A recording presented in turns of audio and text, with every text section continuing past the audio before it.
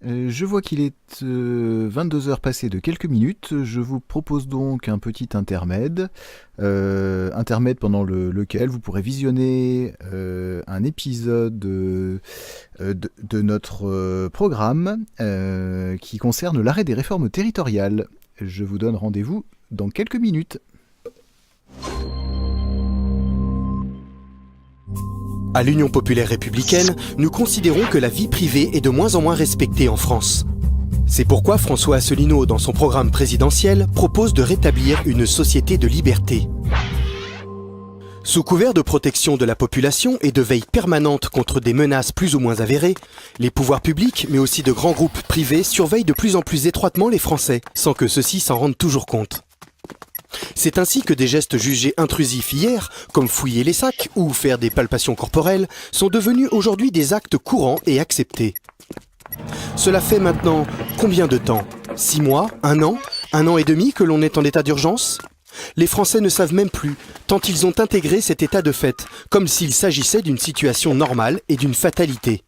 Depuis les attentats de novembre 2015, en réalité, ils font avec.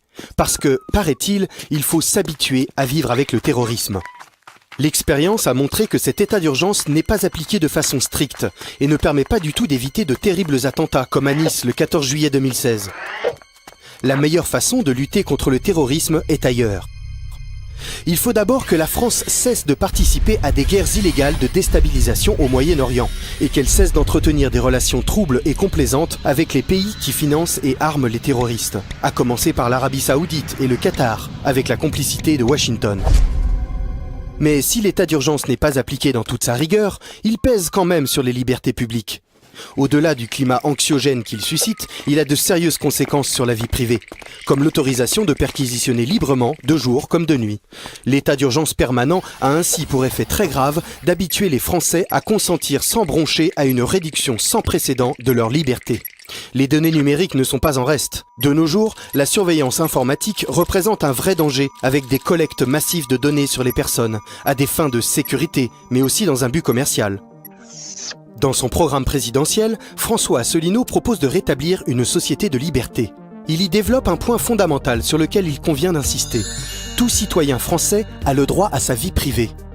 Pour cela, François Asselineau propose de limiter à 2 mois les plans Vigipirate et l'état d'urgence, avec renouvellement sur autorisation du Parlement, ainsi qu'un référendum obligatoire au bout de 3 renouvellements. Rétablir le principe fondamental du secret des correspondances et des télécommunications. Seul un juge pourra ordonner la consultation et le fichage de ces données. Rétablir le principe fondamental de pouvoir aller et venir sans être surveillé. Il s'agira d'adopter une législation beaucoup plus contraignante pour installer de nouvelles caméras de vidéosurveillance et d'examiner avec minutie la pertinence de celles déjà existantes. Reconnaître le droit à l'anonymat sur Internet, dans le cadre du respect de la loi bien évidemment. Chaque citoyen aura également le droit à l'oubli sur Internet. Retirer immédiatement la France du réseau Indect et de tout système comparable. Ce système, promu par l'Union européenne, consiste en une surveillance informatique systématique des données numériques par mots-clés. Interdire tout puçage RFID ou autre sur les êtres humains. Cette interdiction nationale s'accompagnera d'une saisine de l'Organisation des Nations Unies pour que ce puçage fasse l'objet d'une interdiction universelle. Encadrer strictement les fichiers nationaux sur les personnes et interdire le stockage hors de France des données personnelles des Français. Assurer la protection des lanceurs d'alerte et leur accorder si nécessaire l'asile politique, comme à Edward Snowden et à Julian Assange par exemple. Toutes ces mesures fortes ont pour but que cessent les intrusions dans la vie des Français, rétablissant ainsi une société fondée sur les libertés individuelles et collectives.